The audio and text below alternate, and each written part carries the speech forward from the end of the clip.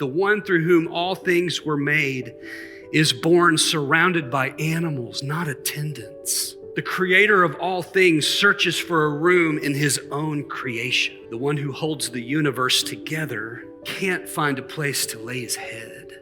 Joseph and Mary, again, they arrive in Bethlehem, 90 miles away from Galilee. We're unsure how long they've been there in Bethlehem before it's go time for Mary. We just don't know. Some think it's probably a couple of months. Other people say, no, it wasn't that long. We just don't know. But here's what we do know, because Luke tells us. At some point, they get there, and it's go time for Mary. She's about to give birth, and there is no guest room. There's nowhere for them to stay. They may have had extended family or friends in Bethlehem because that's where Joseph's family was from. But even amongst the people that they knew, there was no accommodation that could be made for them except a lower level cave type space where animals are kept, fed, watered, and warmed. And there's probably a few critters in there too that you didn't want in there. Let's contrast the palace life versus the manger life. Palace life, right? Posh, real bougie. Not like the cave type place where Jesus was born. July the 22nd, 2013 was a significant day for Prince William and Kate Middleton. You ever heard of them? They welcomed George Alexander Louis into the world. He was born in the Lindo wing of the St. Mary's Hospital in London. There's a picture of it right there. That's as far as you and I can get in that building. This is the same place, by the way, where George Clooney's twins were born and many other kingly type people. Very secure, very elite, the place where kings should be born, right? When you think about where a king should be born, where should a king be born? In a place like that, right? Listen, meals are cooked there by professional chefs. Afternoon tea, champagne and wine on order anytime you want it. One of the great things about this wing is when you stay there to have your baby, you're guaranteed not to see or hear from another patient throughout the duration of your stay. Isn't that incredible? The entire staff is there to serve you. A team of 20 doctors were on call for little George and Mama and Daddy. They were on call for 3 months at a time. That's serious. In case of any kind of complication that you can imagine. There's other kingly type birthing suites throughout the world that are very well known. A place that could be really great for the elites of the elite, like the Matilda Hospital in Hong Kong. There's a picture of that. There's another hospital, Cedars-Sinai in Los Angeles. This is where David and Victoria Beckham choose to have their babies. Lenox Hill Hospital in Manhattan. This is where Beyonce and Jay-Z had their kids. All these are luxury, kingly type birthing suites. Everything you want, everything you need. Preparations are made, right? Let's look at Jesus. It says she gave birth to her firstborn son and wrapped him in swaddling cloths and laid him in a birthing suite. Right? Remember, the king of the universe is coming. And where was he laid? In a manger. Because there was no place for him in the inn. Not even a guest room. Here's a picture of what was probably what Jesus was placed in after birth. It was this. It was a clay, hardened clay or stone vessel that was just hollowed out. Would you like to put your baby in that? Probably not. If you're a parent, like especially a first-time parent, just flash back to when you had your baby. Do you remember when that pacifier would hit the ground? What would you do with that pacifier? You'd throw it away. Like, not even chancing it, right? By the third kid, what are you doing? You're not even wiping it off. You're just picking it up and sticking it right back in their mouth, hoping the baby would shut up. They're going to be fine. Mary and Joseph are first-time parents. They're young.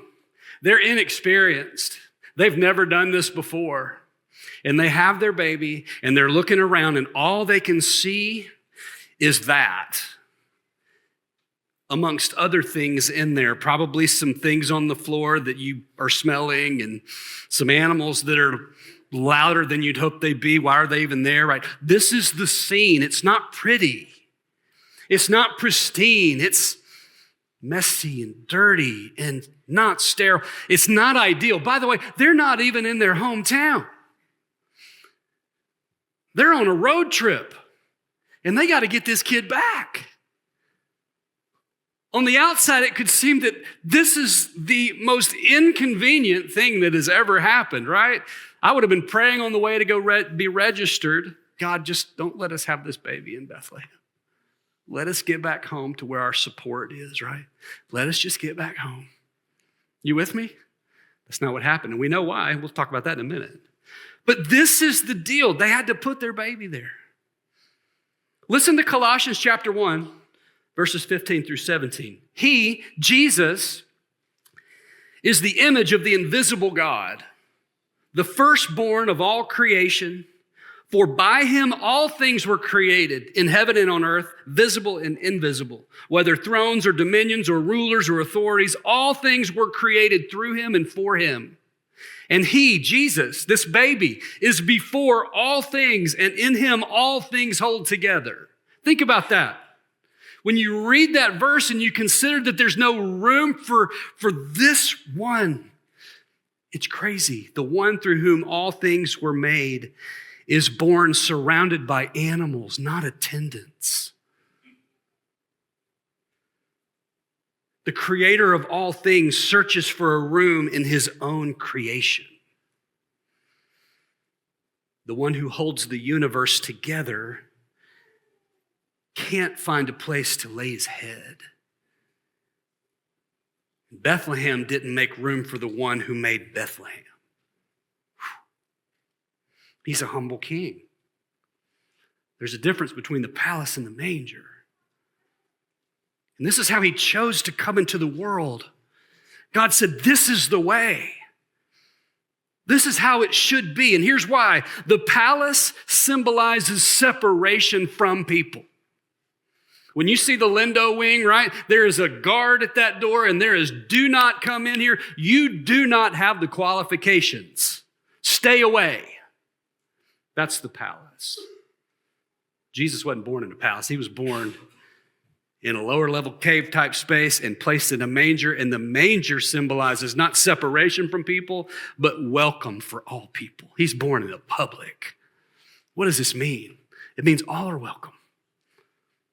You got baggage? Yeah, come on. You're messy? Yeah, come on. You have pain? Yes, come on. You don't have it all together? That's fine. Come on. Everybody come and see. Remember what the angels screamed, right? Good news of great joy. That will be for who? For everybody. Not the elites, but for everybody.